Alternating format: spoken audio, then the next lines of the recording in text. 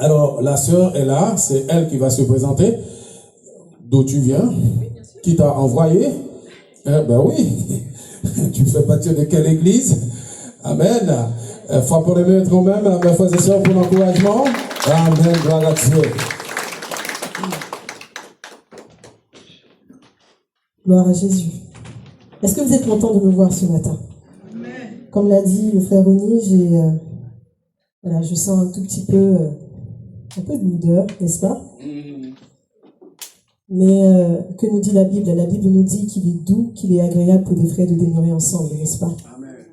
Est-ce que je peux entendre des amens? Faut chasser la tristesse, faut chasser la lourdeur du milieu de nous. Alléluia. On se voit le dimanche. Je pense que vous avez des programmes en semaine. Mais le dimanche, c'est le temps où on se réunit vraiment tous ensemble, dans le même cœur, d'une même pensée, d'une même volonté. Alléluia. Et ça doit être un jour de joie. Amen. Que nous dit la Bible? La Bible dit qu'il est doux, qu'il est agréable pour des frères de demeurer ensemble. Alléluia. Et qu'est-ce qu'il nous dit également? La Bible dit que c'est comme l'huile précieuse. Amen. Je ne sais pas si vous vous rendez compte de la profondeur de l'image. La Bible dit que c'est comme l'huile précieuse qui descend, qui se répand. C'est-à-dire qu'il n'y a rien qui est épargné. La tête, la barbe, les vêtements, tout est rempli de l'huile précieuse. Et que nous dit la Bible également, toujours dans le même passage, la Bible dit que c'est comme la rosée de l'Hermon. Alléluia. Donc ne soyez pas affligés, bien-aimés, n'affichez pas ces mines. Soyez dans la joie, parce que même si vous êtes venus et qu'il y avait un esprit ou quelque chose qui vous attristait, qui vous alourdissait, la Bible dit que si vous sortez de ce lieu, la grâce vous accompagnera. Alléluia. Et donc c'est un privilège pour nous. Amen. Je vais commencer par me présenter parce que c'est ce qui m'a été demandé. Amen. Alors mon prénom c'est Grâce. D'accord? Il n'y a pas de chichi entre nous. On est dans la maison du Seigneur, on est entre frères et sœurs. Mon prénom c'est Grâce et j'appartiens à l'Assemblée du ministère du Royaume de Dieu, 6 à Paris. Amen. Le Seigneur m'a fait la grâce de rencontrer Ronny et Marie-Yves dans le cadre d'une formation théologique qui a été faite par le GEF, donc le groupement évangélique en France. On a donc travaillé ensemble à peu près 3 ans. Donc ça a été 3 belles années. Et le Seigneur nous a fait la grâce donc de recevoir nos certificats l'année dernière. Ça va faire bientôt 1 an, je pense, en juillet dernier. Et le Seigneur m'a également fait grâce. Juste après, j'ai été consacrée évangéliste parce que c'est mon ministère. Alléluia. J'aime parler de Jésus. C'est un grand privilège que de parler de notre Seigneur et Sauveur. Vous savez, lorsque quelqu'un vit et que la personne meurt, elle laisse un testament. Alléluia. Il est souvent dit communément dans la vie quotidienne que les dernières paroles d'une personne sont des paroles précieuses. Quand on meurt, les pensées ou les paroles qu'on laisse, en général, la famille essaie de respecter nos paroles et nos pensées, n'est-ce pas? Eh bien, le Seigneur Jésus-Christ nous a laissé un grand testament. Alléluia. Il dit dans Matthieu 28, « Allez et faites de toutes les nations des disciples. » Alléluia.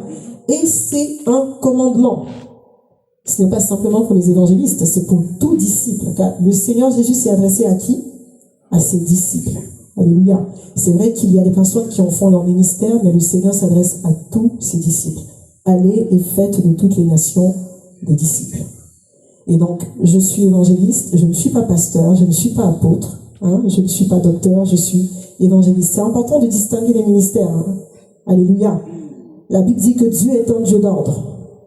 Il fait chacun, il donne des dons et des talents, et chacun doit travailler de mieux en mieux. La Bible dit travailler de mieux en mieux pour le Seigneur, pour ne pas avoir à rougir lorsque nous allons nous présenter devant le Seigneur, pour qu'on puisse se présenter comme des serviteurs qui n'ont pas à rougir. Alléluia.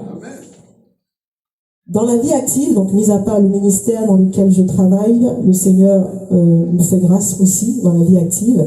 Donc, dans la vie active, je suis consultante en ressources humaines. Donc, j'accompagne des entreprises dans leur développement et dans leur croissance.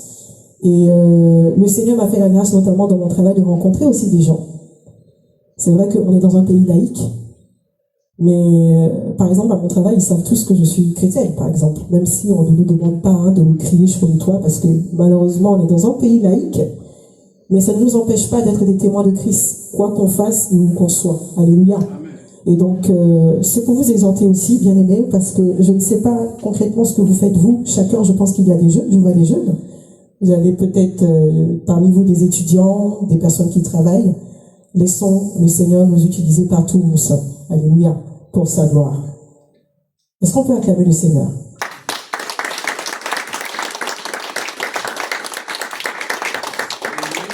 Alors, on va prendre ce cantique, je pense que vous le connaissez, le cantique qui dit « Rendons grâce au Seigneur, rendons grâce, rendons grâce. » Allez-y. Oui, rendons grâce au Seigneur, rendons grâce, rendons grâce pour son âme. Dès le matin, les oiseaux chantent toutes les louanges à Dieu le Créateur. Et toi, mon ami, pourquoi ne chantes-tu pas l'amour de Jésus ton sauveur? Alors, nous parlons de reconnaissance depuis ce vendredi. Donc, depuis vendredi, on parle de reconnaissance. Le vendredi soir, on a parlé notamment sur la base du texte de Luc 17 et du verset 11 au verset 19. Amen. Et le samedi, on a eu plusieurs ateliers qui ont été faits, des ateliers pour échanger sur des thématiques, des ateliers aussi pour apprendre sur la Bible. Alléluia. Amen. Et aujourd'hui, nous allons toujours persévérer dans le thème qui nous réunit, la reconnaissance. Et nous allons particulièrement aller dans un texte que vous connaissez peut-être. Alléluia. Alors, moi, je suis de ces prédicateurs qui posent souvent des questions. Donc, je ne suis pas un prédicateur qui va faire de la théorie du début à la fin.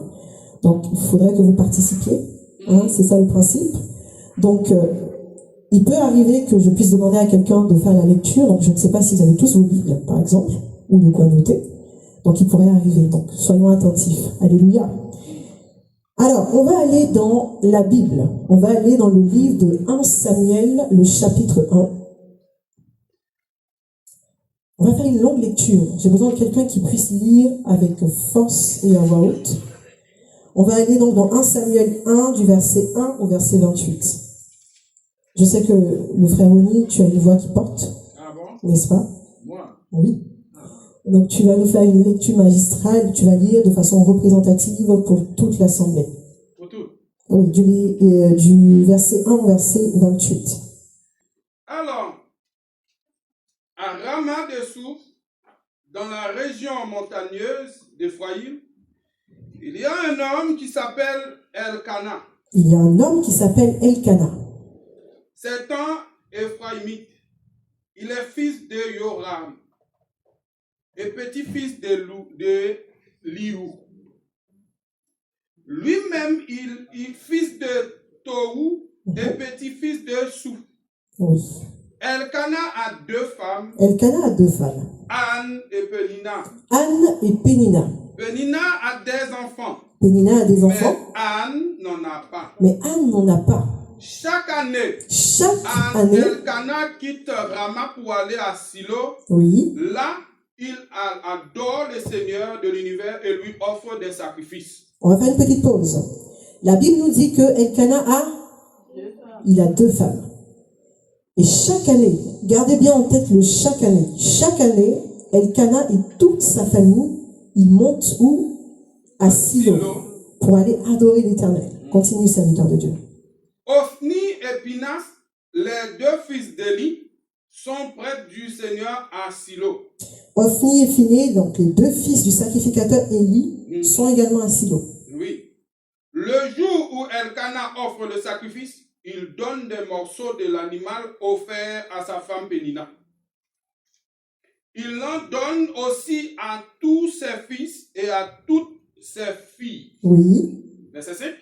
Mais Elkana donne un morceau bien meilleur à Anne parce qu'il l'aime beaucoup. Pourtant, le Seigneur ne lui a pas donné d'enfant. Verset 6. Pénina, l'autre femme, n'arrête pas de blesser Anne par ses paroles. On va faire une petite pause.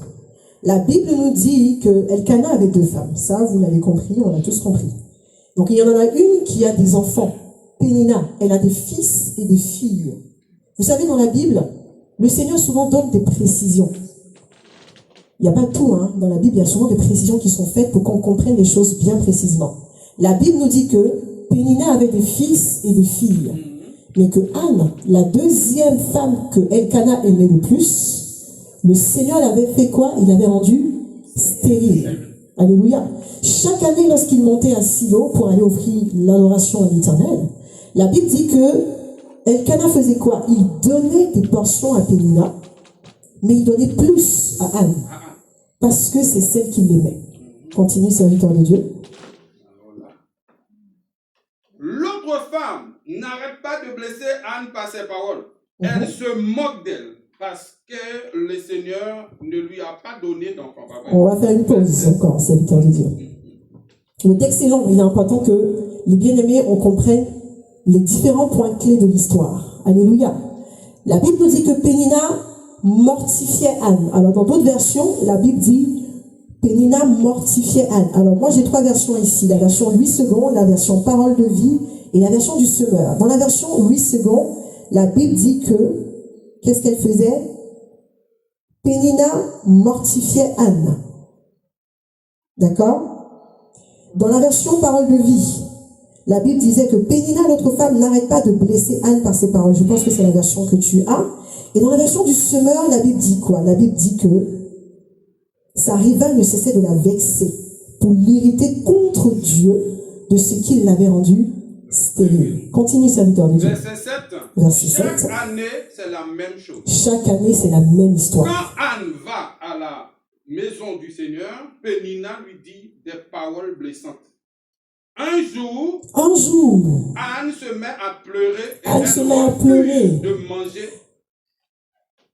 Verset 8, Elkana, son mari, lui dit, Anne, tu pleures. Pourquoi donc? Pourquoi est-ce que tu ne veux rien manger? Pourquoi tu ne veux rien manger? Pourquoi tu t'affames, Anne?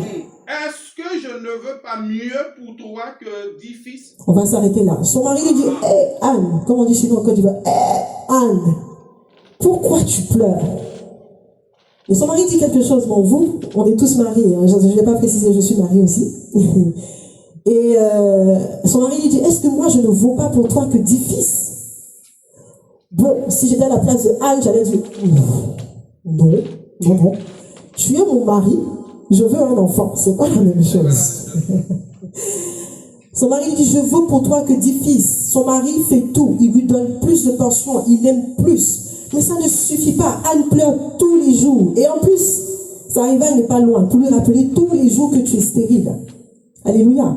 Je vais vous rendre un petit témoignage. Moi, je viens d'une famille, on est 2. On n'est que 2 enfants. Amen. Et ma mère, lorsqu'elle s'est mariée avec mon père, elle m'a eu au bout de 7 ans de mariage. C'est long. 7 années de mariage avant d'avoir un enfant. Alors, chez nous, en Afrique de l'Ouest, je ne sais pas pour les frères des îles, mais en Afrique de l'Ouest, c'est beaucoup trop. 7 ans, c'est trop long. Et ma mère me disait que mes tantes, les sœurs de mon père, déjà mon père, il est le seul garçon. Il est le 11e. 10 filles, 1 garçon. C'est énorme. Quand mes tantes, elles arrivent, on dirait des garçons, elles sont grandes, elles sont... En fait, elles veulent dominer tout, quoi. Elle venait à la maison, elle s'asseyait dans le salon de ma mère, et elle la critiquait devant elle. Oui, c'est le seul garçon de la famille. Qu'est-ce qui lui a plu de marier une femme stérile? Chez nous, on appelle ça des tombeaux blanchis. Donc, les femmes qui ne font pas d'enfants, on les appelle des tombeaux. Vous voyez comment c'est grave? Dites-vous que c'est la même chose que Anne vivait chaque année. Chaque année, sa rivale lui rappelait qu'elle était stérile. Et chaque année, son mari la consolait en disant, Anne, je t'aime. Anne, mange. Mais ça ne donnait pas de la joie à Anne parce qu'elle n'avait pas de fils. Continue, serviteur. Verset 9. Verset 9. Après le repas à Silo, Anne se lève. Anne se lève. Le prêtre Élie est assis sur son siège à l'entrée du lieu saint. Verset 10. Anne est très triste. Anne est très triste. Elle prie le Seigneur en pleurant beaucoup. Voici la promesse qu'elle fait. Seigneur de l'univers. Seigneur de l'univers. Je t'en prie. Je t'en prie. Vois mon malheur. Vois mon malheur. Souviens-toi de moi. Souviens-toi de Ne moi. m'oublie pas. Ne m'oublie pas. Donne-moi un garçon. Donne-moi un garçon. Je Je promets. mettre à ton service pour toujours et ne lui coupera jamais les cheveux. On va faire une pause. Alléluia. Chaque année, c'est la même histoire. Chaque année, Anne pleure. Chaque année, son mari la console. Chaque année, c'est la même histoire, mais rien ne bouge. Alléluia. Alors, souvenez-vous qu'au départ du texte, je vous laisserai relire le texte chez vous, bien-aimés. Ayez l'habitude, quand vous rentrez chez vous les dimanches après, ou même en semaine, de relire les textes qu'on vous donne le dimanche. Parce que la Bible déclare que Dieu se révèle tantôt d'une manière, tantôt d'une autre. Donc aujourd'hui, ça peut être par ma bouche que vous voyez quelque chose. Demain, ça peut être de vous-même que le Seigneur vous dit quelque chose. Alléluia.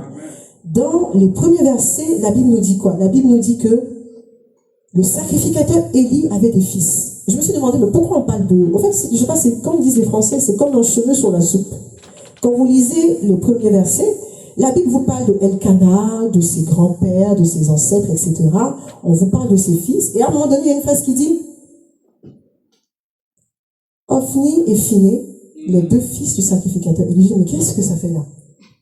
En fait, c'est une cheveux sur la soupe, quoi. On parle d'Elkanah, et puis au coup, tu vois Ophni et Phiné, les fils du sacrificateur Élie.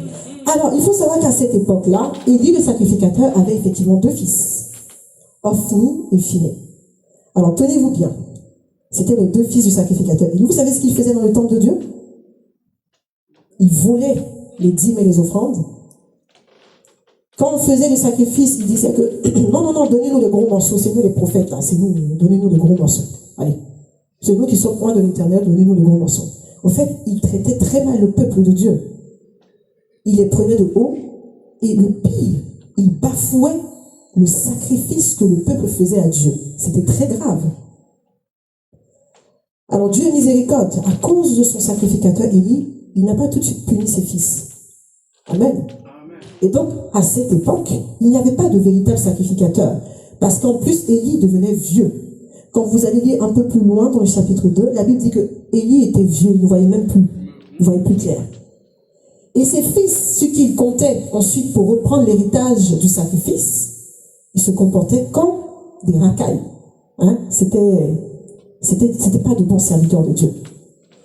Et à cette époque-là, la Bible dit que Dieu a rendu Anne stérile. Est-ce que vous voyez la connexion? Vous voyez comment Dieu crée les choses? Dieu nous précise que Ophni et Phiné, qui étaient les fils d'Élie, n'étaient pas de bons sacrificateurs. Et Dieu met dans le cœur de Anne qu'elle ait un fils. Amen. Est-ce que vous voyez où je vais en venir ou pas? La Bible nous dit que Anne se leva. Chaque année, elle vient à Silo, chaque année, elle pleure, chaque année, c'est la même histoire. Mais ce jour-là, Anne se leva. Et où elle va? Elle va dans le temple. Et elle fait cette prière à l'Éternel. Est-ce que tu peux relire la prière de Anne? Est-ce qu'on peut bien écouter la prière? Verset 12. Oui. Anne prie le Seigneur longtemps. Élie la regarde. Ok. Elle parle dans son cœur. Elle parle dans son cœur. Ses lèvres remuent. Ses lèvres remuent. Mais on n'entend pas sa voix. Mais on n'entend pas sa voix. Élie croit qu'elle a trop bu. Il lui dit, est-ce que tu vas rester longtemps ainsi? Tu as trop bu. Sors d'ici. On va faire une petite pause. Vous savez, quand quelqu'un souffre, je ne sais pas pour vous, hein, mais quand quelqu'un souffre, même quand elle prie, tu vois que la personne souffre. Vous êtes d'accord avec moi? Amen. La Bible nous dit quoi? La Bible dit que c'est de l'abondance du cœur que la bouche parle.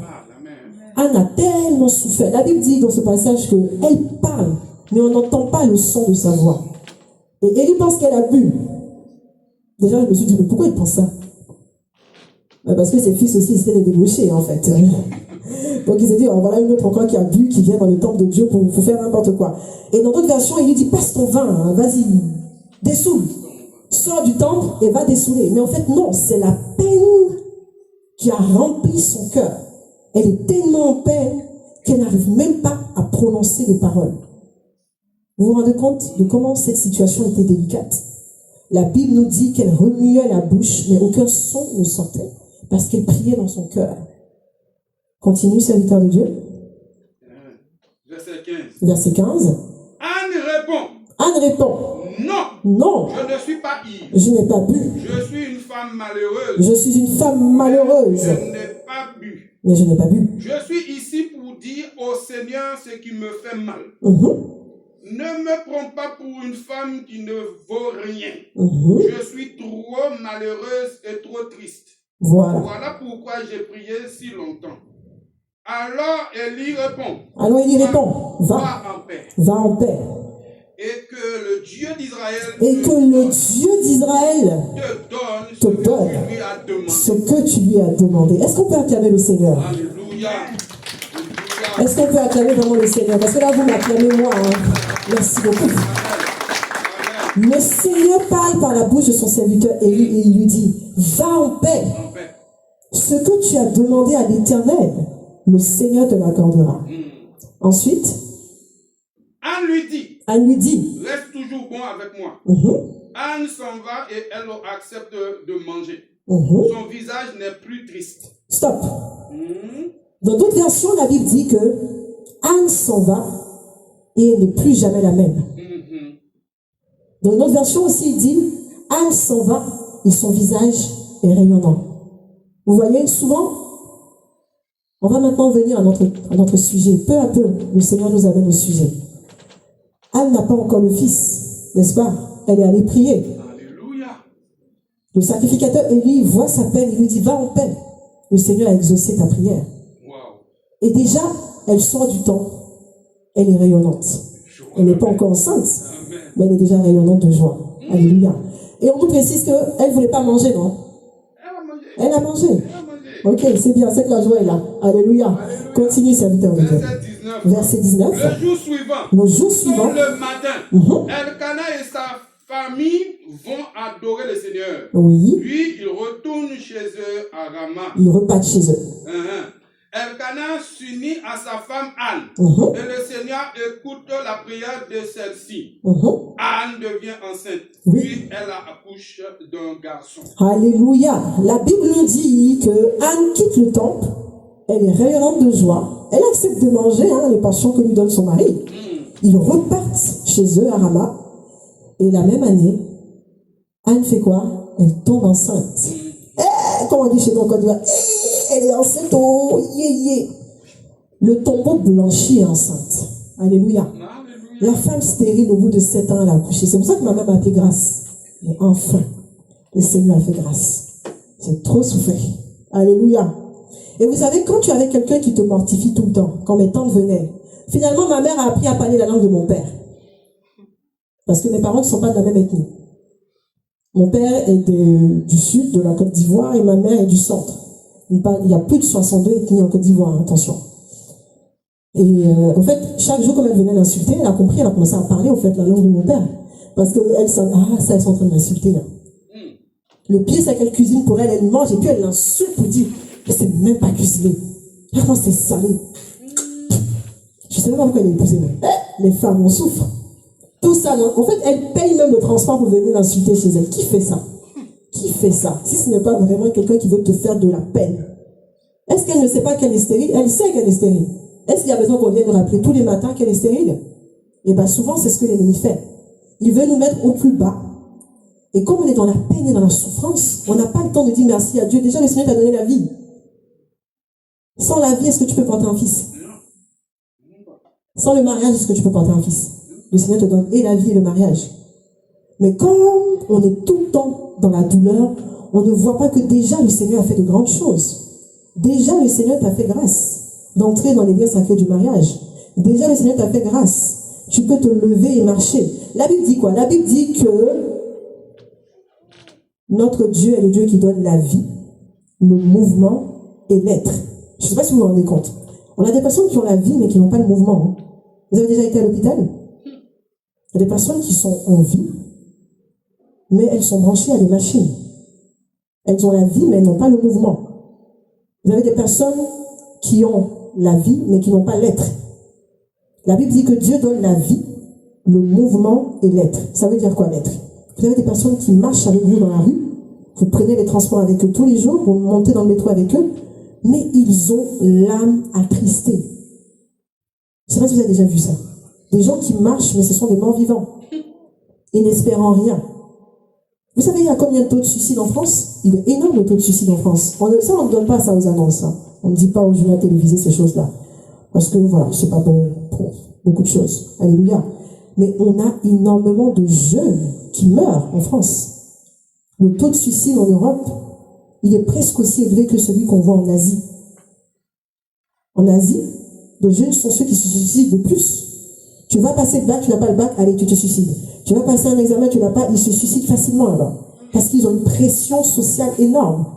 Et ça, ce sont des mœurs qui sont en train de se transférer en Europe. Parce qu'on parle de globalité, on parle de mondialisation. Donc, ce qu'on voit sur les réseaux sociaux, alors, les mœurs se transfèrent. Déjà, on a la vie, on a le mouvement et l'être. Combien de fois on rend grâce à Dieu pour ça, avant même de lui demander autre chose? Combien de fois on dit merci également au Seigneur pour la vie, pour le mouvement et pour l'être? Alléluia. Souvenons-nous que le Seigneur a déjà fait beaucoup pour nous.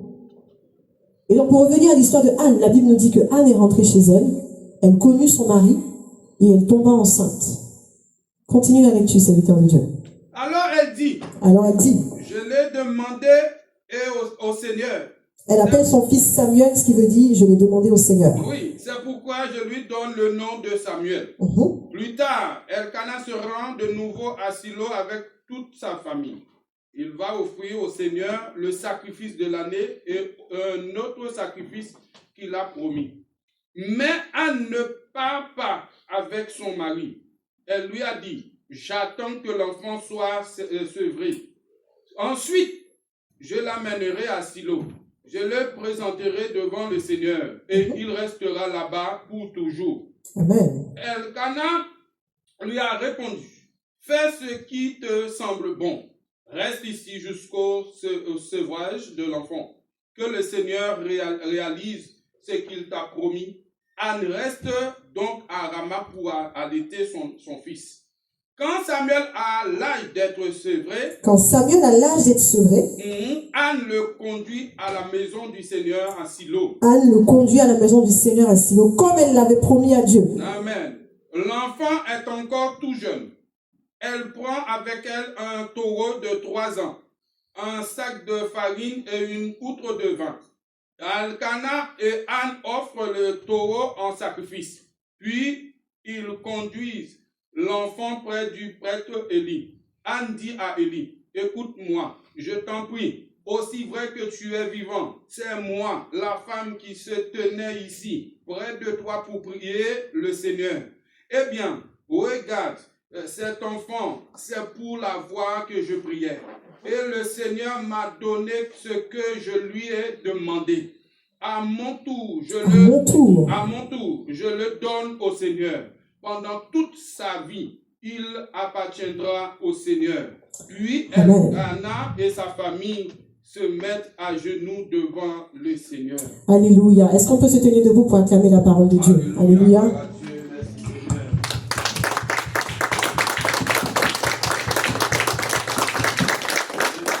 Père éternel, je te bénis pour, Seigneur, cette parole qui a été donnée. Alléluia. La Bible déclare que toute écriture est utile, Seigneur, pour enseigner, pour corriger, pour instruire. Et, Seigneur mon Dieu, toutes ces choses dans la justice, afin que l'homme de Dieu soit accompli, propre à toute bonne œuvre. Nous te bénissons, Seigneur, pour ce texte magnifique que tu nous donnes. Merci parce que c'est un témoignage qui est rendu de ce que tu agis toujours. Je prie, Seigneur, pour mon cœur, moi qui vais, Seigneur mon Dieu, présenter ce texte en détail à ton peuple. Je prie que je sois un canal efficace entre tes mains pour la gloire de ton Saint-Nom. Amen. On peut se rasseoir, bien-aimés. On a fait une très longue lecture et je pense que j'ai ponctué la lecture par des petits éléments pour qu'on puisse vraiment se souvenir des points clés. Alléluia. La Bible nous dit que chaque année, Elkana et sa famille montaient à Silo pour aller adorer le Seigneur. Et on savait que Anne était une femme qui était stérile. Alléluia. Et Anne s'est levée un jour, elle a décidé d'aller voir le Seigneur directement. Elle dit, allez, je vais aller voir le Seigneur face à face, lui faire ma demande. Elle y va, elle fait une prière à l'Éternel. Alléluia. Alors, je veux qu'on puisse s'attarder sur quelques points.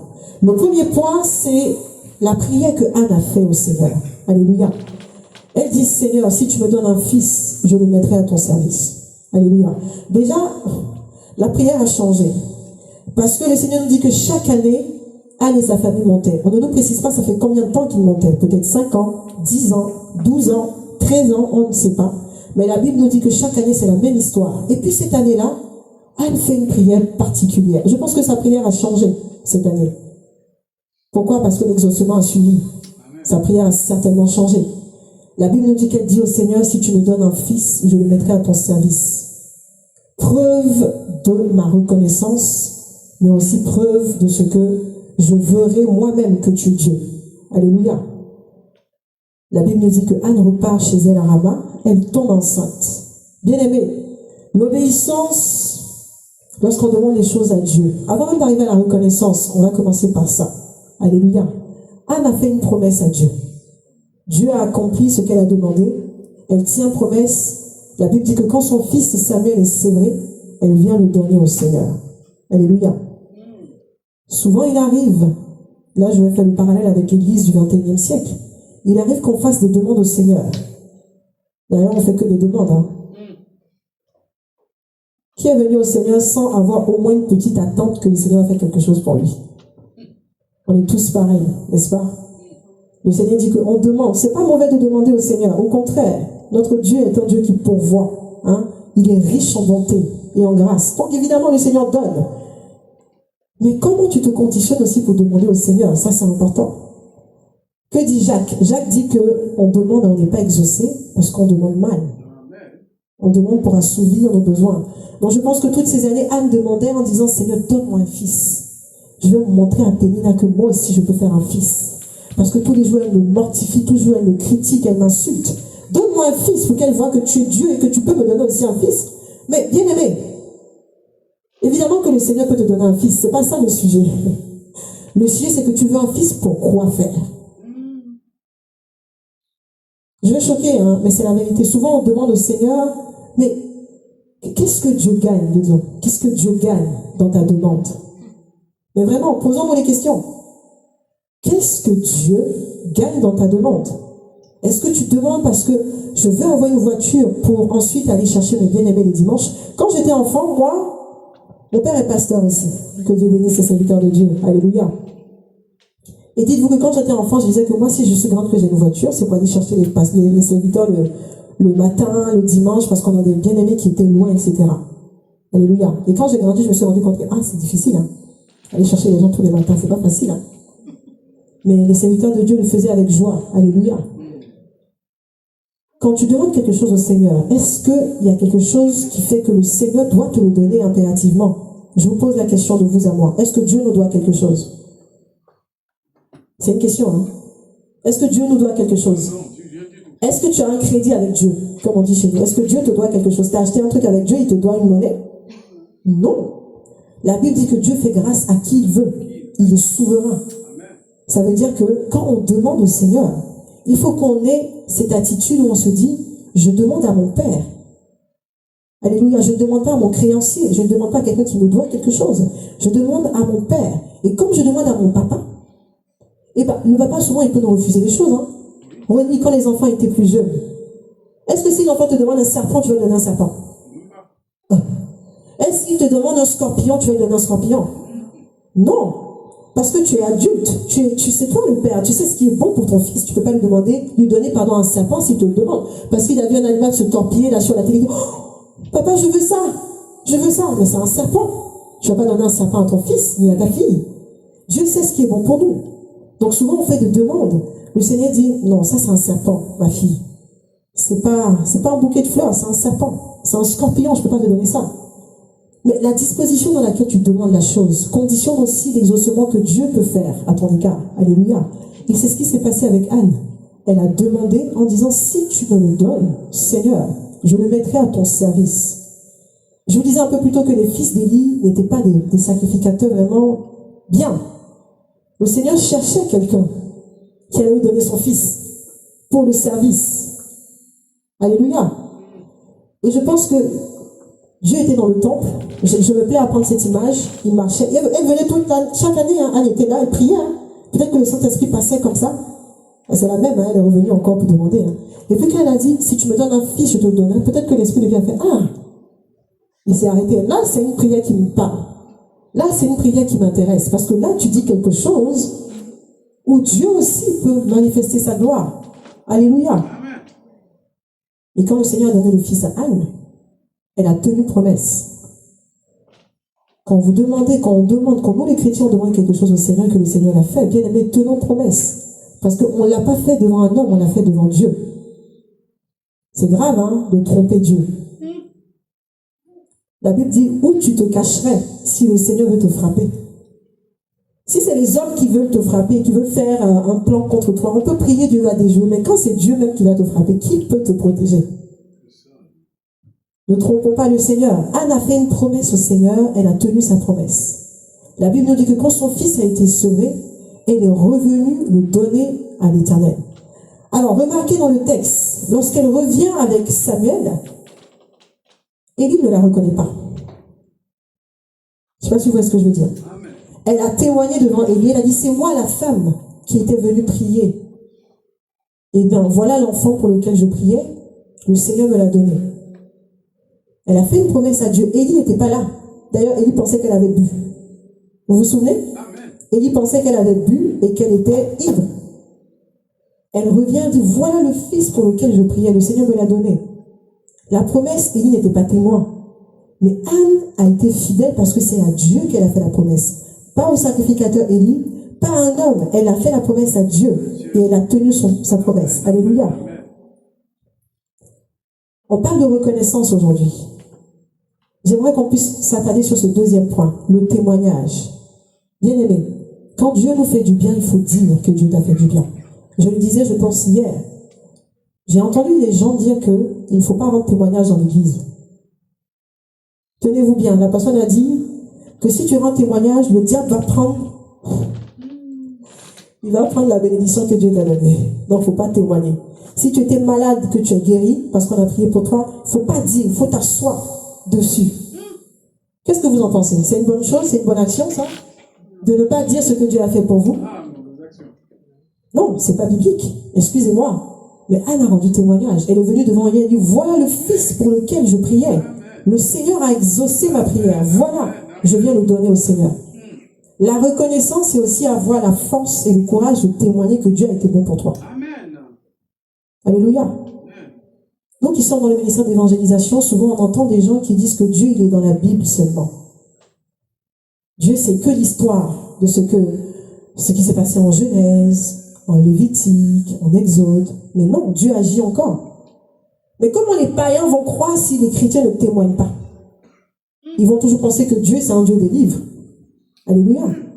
Ton témoignage peut édifier quelqu'un qui est déjà dans l'église. Ton témoignage peut rendre aussi gloire à Dieu devant les païens. La Bible dit quoi? Soyez vous-même un exemple parmi les païens. Comme ça, le jour où le Seigneur les visitera, ils rendront gloire à Dieu. Ton témoignage, c'est aussi une part de ta reconnaissance. Si Dieu t'a fait du bien, il faut dire, Dieu m'a fait du bien. J'étais stérile, le Seigneur m'a fait enfanter. Je cherchais une alternance pour les jeunes. J'ai tapé à toutes les portes, le Seigneur m'a ouvert une porte. Je cherchais un travail, le Seigneur a fait grâce. Je cherchais une formation, on a prié pour le sujet. Le Seigneur a ouvert une porte. Ça va édifier quelqu'un qui est comme toi, qui cherche une formation, quelqu'un qui cherche un travail. Et ça, c'est une reconnaissance qui n'est peut-être pas financière, parce que bon, reconnaissons qu'aujourd'hui, surtout à Paris, les églises, c'est beaucoup donner. Alors, avant même de donner, je ne dis pas que donner sa dîme et son offrande, c'est mauvais, ou faire une action de grâce. D'ailleurs, il y a une bénédiction qui est rattachée à l'action de grâce. Malheureusement, on ne pourra pas en parler aujourd'hui. Mais donner au Seigneur, c'est semer. Alléluia. Et Anne, elle a fait plus que donner son argent. Qu'est-ce qu'elle a fait? Elle a donné son fils. Je dirais même que ce que Anne a fait, c'est presque ce que Dieu a fait. N'est-ce pas? Anne a donné son fils. Au-delà de toute offrande qu'elle aurait pu donner, que ce soit une enveloppe de 5 000 euros, 10 000 euros, elle a donné son fils quand même. Ça, c'est un grand gage de gratitude. Elle donne son fils au Seigneur en disant, Seigneur, tu as exaucé ma prière et je te donne mon fils. Alléluia. Nous témoignons que Dieu est bon et nous faisons une action. Alléluia. Comme Anne l'a fait. Elle a témoigné devant Élie que c'est le fils pour lequel je priais. Et elle a fait une action du je le donne au Seigneur parce que le Seigneur m'a exaucé. Alléluia. On va aller dans Matthieu 5, le verset 37. Matthieu 5, le verset 37. Et je ne vais pas demander au pasteur Ronnie de lire. Non, pasteur, tu ne vas pas lire. Sinon, les autres vont s'endormir. Ah, ok. Le bien-aimé qui est grand, qui est à ma droite. Rappelle-moi ton prénom. Philippe. Comme Philippe, dans la Bible. Ah, tu sais que c'était un évangéliste, le monsieur? Un grand évangéliste, hein? Attention. Est-ce que tu peux faire la lecture dans Matthieu 5, le verset 37? Est-ce que tu peux te tenir debout avec assurance et nous faire une belle lecture? Matthieu 5, pardon, le verset 37. Que votre parole soit oui. Oui.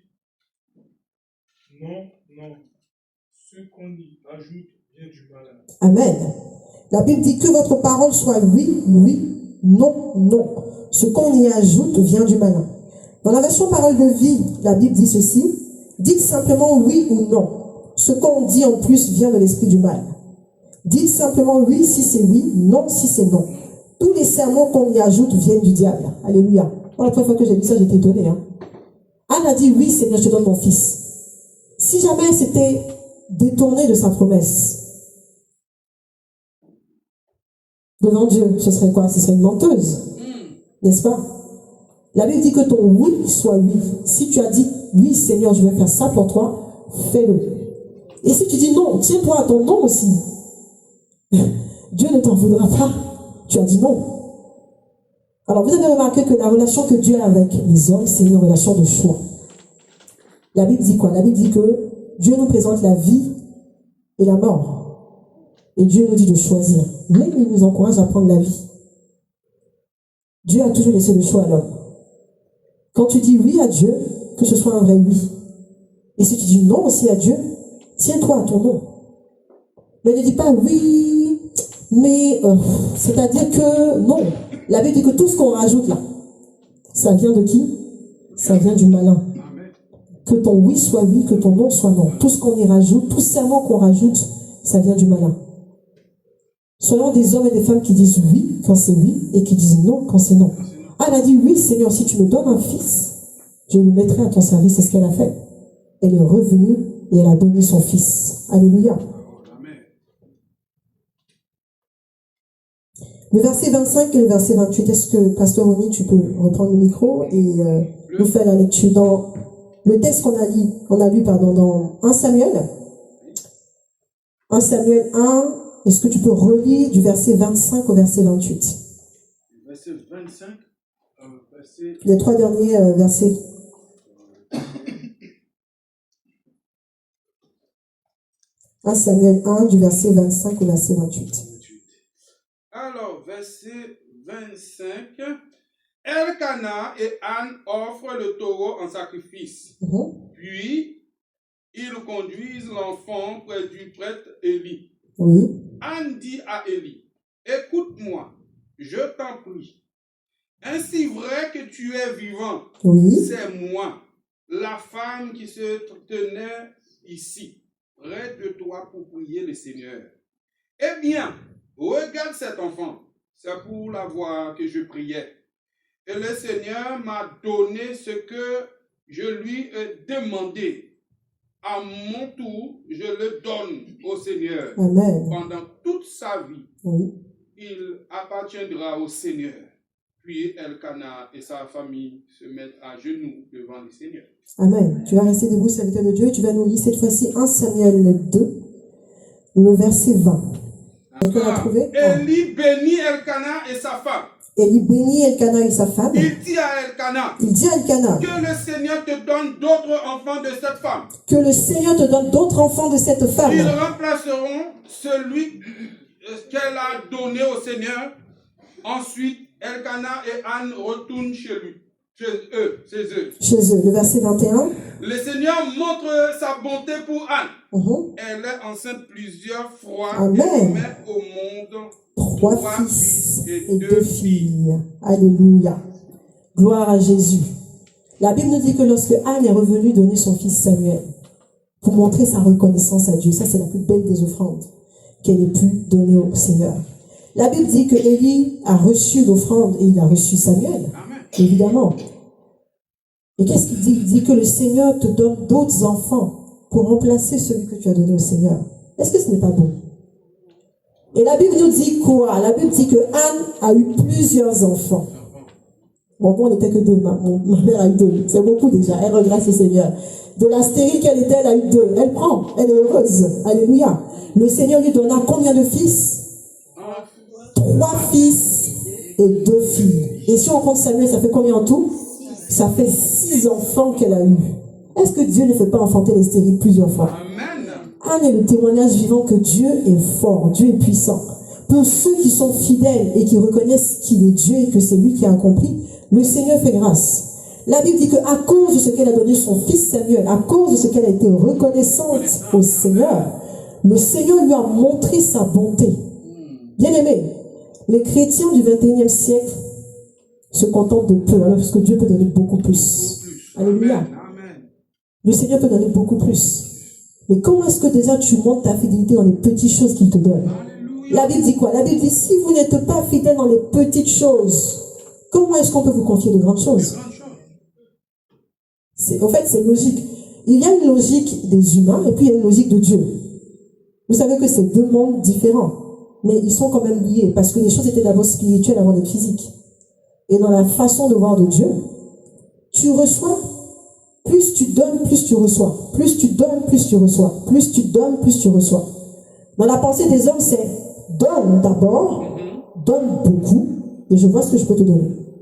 C'est pas comme ça que Dieu réfléchit. Dieu dit, donne en abondance, et tu recevras en abondance. Celui qui arrose sera lui-même arrosé. C'est ce que dit la parole de Dieu. Vous voulez être arrosé? Vous voulez que Dieu bénisse vos finances, vos enfants? Donnez au Seigneur d'abord. Alors, encore une fois, je ne veux pas faire de l'amalgame je ne veux pas dire que c'est pas forcément financier. Attention, bien aimé. Hein. Ce que je suis en train de prêcher, ce n'est pas une prédication des finances. Dans le texte de base qu'on a, Anne n'a pas donné de l'argent au Seigneur. Elle a donné ce qui était précieux pour elle. Est-ce que vous voyez où je veux en venir? Levons tout conflit, ce que je dis. Anne n'a pas donné ce qu'elle avait comme argent. Elle a donné ce qu'elle avait de précieux. Qu'est-ce qu'elle avait de précieux? C'était son fils Samuel. Le fils pour lequel elle a été mortifiée tous les jours. Le fils pour lequel elle priait. Rappelez-vous de sa peine. La Bible dit qu'elle était tellement triste qu'on pensait qu'elle avait bu. C'était ce qu'elle avait de précieux. Qu'est-ce que tu as de précieux? Ça peut ne pas être ton argent. Alors, on a des personnes qui ont beaucoup d'argent, qui n'ont pas de souci à donner de l'argent. Alléluia.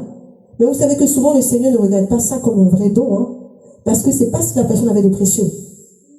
Tu peux donner une enveloppe de 5 000 €, mais c'est pas ce qui est précieux. Ce qui est précieux pour toi, c'est ton temps, peut-être. Et c'est ce que Dieu veut que tu lui donnes, un peu de ton temps. Il y a combien d'heures dans la journée?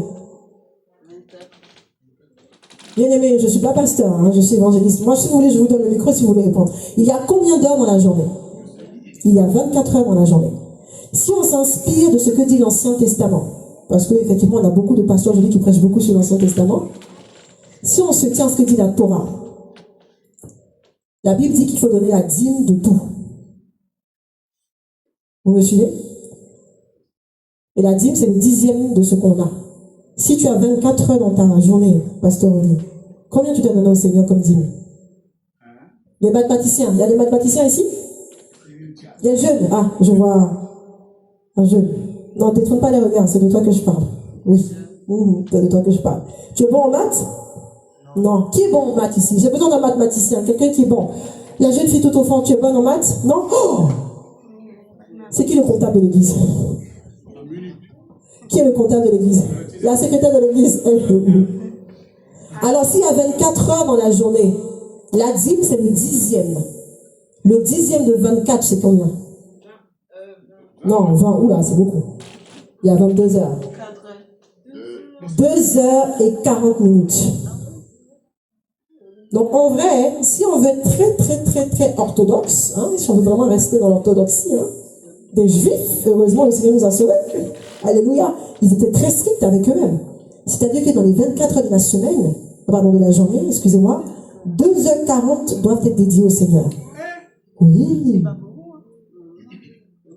2h40. Combien de temps on consacre au Seigneur dans la journée? Alors ça, c'est une question à laquelle je vous laisserai répondre avec le Seigneur directement.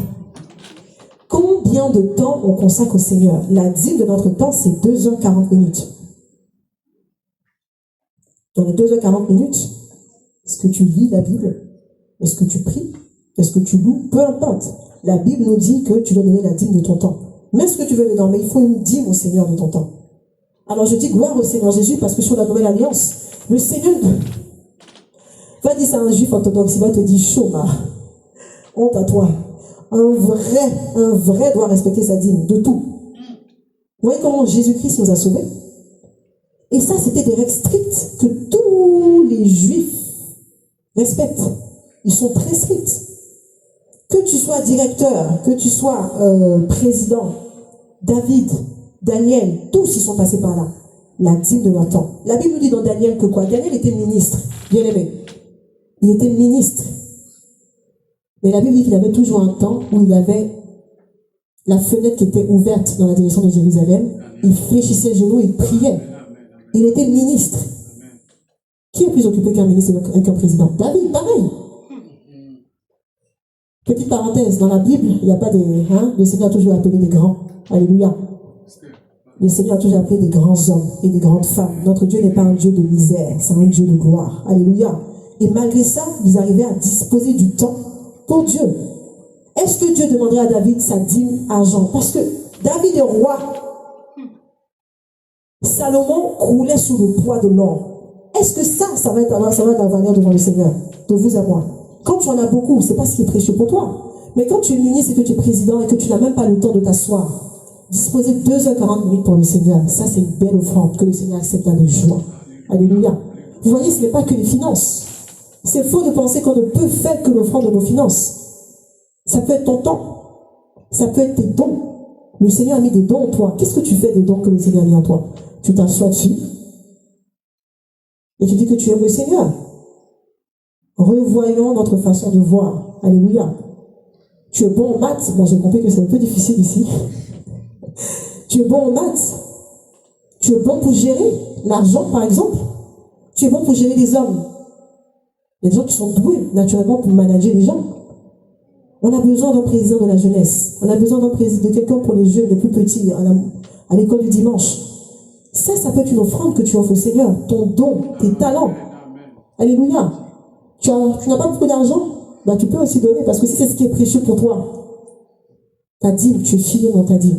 Tu donnes ta dîme, tu donnes tes offrandes. Vous voyez, ça peut être beaucoup de choses qu'on offre au Seigneur pour montrer notre reconnaissance. Mais le principe, c'est qu'il faille que ça ait de la valeur pour toi. Sinon, c'est jeter au visage du Seigneur ce qui ne t'importe pas. Et souvent, je dis aux chrétiens dans mon assemblée, je dis, bien aimé, on rendra compte au Seigneur, on va rendre compte au Seigneur des choses. Et vous allez être surpris de voir que le Seigneur va vous reprocher des choses que vous ne... C'était rien, quoi. Mais non, c'est précieux aux yeux de Dieu. Parce que dans d'autres contrées, dans d'autres pays, les chrétiens n'arrivent pas à se réunir comme on le fait. Vous le savez. Le Seigneur m'a fait la grâce d'être 3 ans dans un pays islamique. Et nos bien-aimés, qui étaient autrefois musulmans, quand ils deviennent chrétiens, ils se cachent pour venir à l'église. Je ne vous rends pas un témoignage de quelqu'un, je l'ai vu de mes yeux.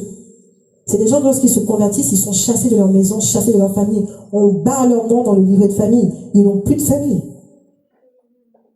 Voilà ce pourquoi certains sont reniés à cause du nom de Jésus-Christ. Nous, on se réunit comme ça, là, tous les dimanches, et on méprise ces temps.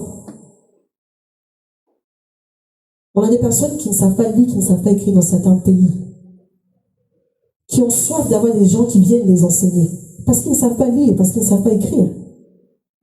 Et nous, lorsqu'on a des enseignements, il y a peu de personnes qui viennent. Vous voyez où je veux en venir? Je ne parle pas pour vous, hein. Attention, je n'indexe personne, parce que je l'ai dit à Ronnie et à Marie-Yves, on a le même combat aussi dans mon assemblée. Et je crois que c'est la même chose. Quand j'appelle aussi mes bien-aimés au Maroc, etc., c'est le même combat. L'Église de Christ est persécutée.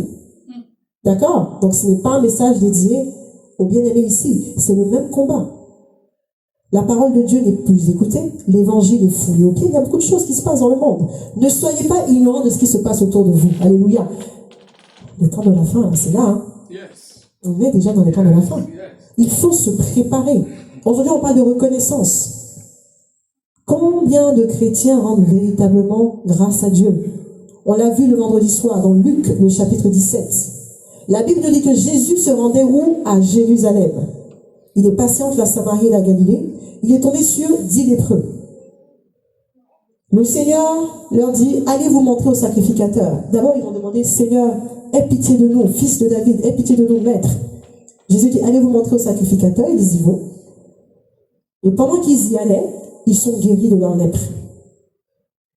Et il n'y en a qu'un seul qui revient rendre grâce à Dieu. Et je l'ai dit hier, j'ai dit, c'est 2 ou 3 fois où j'ai vu Jésus qui était étonné dans la Bible. Il a été étonné de voir qu'il n'y en avait qu'un seul qui est revenu rendre grâce à Dieu. Il dit, mais où sont les 9 autres? N'ont-ils pas été guéris? Jésus a même eu un doute. N'ont-ils pas été guéris? Si, ils ont été guéris. Mais il n'y en a qu'un seul qui est revenu dire merci au Seigneur. Et le pire, la Bible précise, c'était un Samaritain. C'était un païen qui est venu rendre grâce à Dieu. C'est grave, bien aimé. Les païens rendent grâce à Dieu, même s'ils le font du bout des lèvres. Souvent, ils ne s'en rendent pas compte. Mais ils sont plus prompts à dire merci à Dieu que nous, les chrétiens. Et ça, c'est vraiment un message qui nous interpelle. La reconnaissance à Dieu. Quelle est la reconnaissance que tu rends à Dieu? Est-ce que ça peut être ta vie? Oui, Dieu veut ta vie. Au-delà de tes finances, au-delà de tout ce que tu peux donner, c'est ton cœur qui veut d'abord. Est-ce que ton cœur est déjà au Seigneur? Ça, ce serait aussi une très belle reconnaissance que tu fais au Seigneur. Alléluia. La Bible nous dit que le Seigneur a montré sa bonté à Anne. Il lui a donné 3 fils et 2 filles, en plus de Samuel. Est-ce que Dieu n'est pas fidèle? Alléluia. Le Seigneur est fidèle. On va terminer sur 2 textes. Alléluia. On va lire 1 Corinthiens 4, le verset 7. 1 Corinthiens 4, le verset 7. Oui. Car, en quoi penses-tu être supérieur aux autres? Tout ce que tu as, ne l'as-tu pas reçu de Dieu? Puisqu'il est ainsi, pourquoi te vanter de ce que tu as comme si tu ne l'avais pas reçu? Verset 8. On va s'arrêter au verset 7 uniquement. Relis-le, bien-aimé, encore une fois. Car, en quoi penses-tu que tu es supérieur aux autres? Très bonne question. Tout ce que tu as, ne l'as-tu pas reçu de Dieu? Tout ce que tu as, ne l'as-tu pas reçu de Dieu? Puisqu'il est ainsi, pourquoi te vanter de ce que tu as comme si tu ne l'avais pas reçu? Alléluia. Je fais la même lecture dans une autre version. La version Louis II, parce que je pense que ta version, c'est pas la version Louis II. Hein. Non. La version Louis II qui est la plus répandue. Car, qu'est-ce qui te distingue? Qu'as-tu que tu n'aies reçu? Et si tu l'as reçu, pourquoi te glorifies-tu comme si tu ne l'avais pas reçu? Question que je vous pose aujourd'hui. Qu'avons-nous reçu? Qu'avons-nous, que nous n'ayons reçu de Dieu? Mais vraiment bien aimé, posez-vous les bonnes questions. Hein. Qu'avons-nous reçu? Qu'est-ce que tu as aujourd'hui que tu n'as pas reçu de Dieu?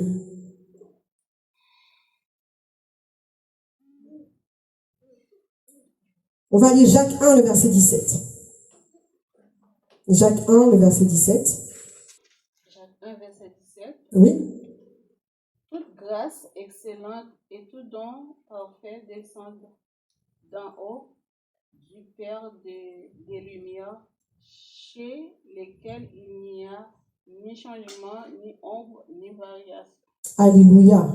Toute grâce excellente et tout don parfait descendent d'en haut, du Dieu des Lumières, chez lequel il n'y a aucune nombre de variation.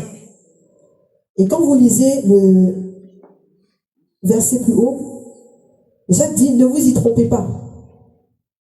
Mes frères bien-aimés, ne vous trompez pas, ne pensez pas que c'est par vos forces, par votre intelligence. Il commence par là, on aurait même dû commencer par le verset 15. Le verset 15, il dit, ne vous y trompez pas, mes frères bien-aimés. Toute grâce excellente et tout don parfait descend d'en haut, etc., etc. Ne pensez pas que c'est par vos forces. Ne nous trompons pas. Et malheureusement, l'Occident du 21e siècle, la société d'aujourd'hui, croit que tout ce qu'elle a vient d'elle-même. La preuve, le Covid-19 a eu raison de combien de pays? Moi qui travaille avec les entreprises, etc., j'ai des patrons qui ont fermé leurs boîtes à cause d'un virus qu'ils n'ont même pas vu. Licenciement économique. le Covid-19, licenciement économique, des entreprises qui brassaient des milliards, licenciement, on ferme la boîte, les gens sont licenciés. La Bible dit que Dieu, il fait quoi? Il tient la création par sa main puissante. Alléluia. C'est de se tromper que de penser que tout ce qu'on a là, ça vient de nous-mêmes. Ne vous y trompez pas, dit Jacques.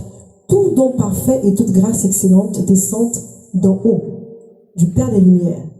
Et notre assurance, nous chrétiens, c'est que en lui, il n'y a aucune nombre de variation. Si le Seigneur a commencé à faire quelque chose pour vous, n'ayez pas peur de rendre grâce, n'ayez pas peur de témoigner. Faites selon ce que vous avez promis au Seigneur, donnez avec joie, parce que Dieu n'a aucune variation. S'il a commencé, la Bible dit qu'il est fidèle pour terminer. On va se tenir debout, on va prier. Alléluia. On va reprendre le cantique qu'on a chanté au tout début. Rendons grâce au Seigneur, rendons grâce pour son âme. Oui, rendons grâce au Seigneur, rendons grâce pour son âme. Dès le matin, les oiseaux chantent toutes les louanges à Dieu le Créateur. Et toi, mon ami, pourquoi ne chantes-tu pas l'amour de Jésus ton Sauveur? Nous allons prier ensemble, bien-aimés. Tu vas dire merci au Seigneur pour cette parole qui a été donnée. Et tu vas prier pour que le Seigneur te donne vraiment de faire comme Anne. Alléluia. De demander, et lorsque tu reçois, que tu aies la force de rendre grâce au Seigneur. De lui donner en retour quelque chose que tu as de précieux, parce que c'est aussi un gage de ta reconnaissance. Est-ce qu'on peut prier ensemble dans le nom de Jésus? Père, nous te bénissons encore en ce jour. Tu as été fidèle dès le commencement. La Bible déclare que tu n'as pas changé, que tu es le même hier, aujourd'hui et éternellement. Et nous sommes tes enfants. Alléluia. La Bible déclare qu'autrefois nous étions gens du dehors. Nous n'avions nullement part à ces promesses. Mais par ton Fils Jésus-Christ, tu nous as donné d'être maintenant appelés gens de ta maison, fils et filles du royaume, co-héritiers avec Christ. Alléluia. Seigneur, c'est un privilège que de te connaître et de te servir, parce que tu es fidèle en toutes choses. Merci parce que tu parles encore aujourd'hui par les Écritures et par tes serviteurs. Merci parce que tu nous enseignes aujourd'hui sur la reconnaissance. Tu nous montres que tu es fidèle, que tu as agi du temps de Anne et que tu agis encore aujourd'hui.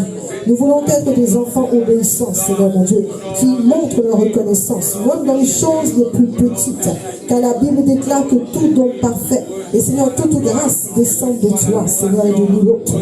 Merci parce que tout ce que nous avons, nous l'avons reçu de toi, conformément à ce que nous déclarent les Écritures. Qu'avez-vous que vous n'ayez reçu? Seigneur, nous avons reçu toutes choses en toi, et nous voulons être des enfants reconnaissants. Merci pour mes frères aujourd'hui, Seigneur, qui ont entendu ta parole. Je prie qu'elles trouvent, Seigneur mon Dieu, une place de choix dans leur cœur. Et que, Seigneur, tout ce qui pourrait les empêcher de recevoir cette semence, de la garder en leur cœur, afin qu'elles portent du fruit et que leurs fruits soient évidents. Nous prions, Seigneur mon Dieu, que ces choses soient ôtées. Merci pour, Seigneur, cette assemblée. Merci parce que tu es fidèle pour tous, Seigneur mon Dieu. Et ta parole est pour nous, Seigneur mon Dieu, lumière. Elle est pour nous vérité. Nous voulons la garder dans nos cœurs. Que ton nom seul soit béni. Toi qui vis et règnes à jamais, pour les siècles des siècles. Amen. Est-ce qu'on peut acclamer le Seigneur? Amen.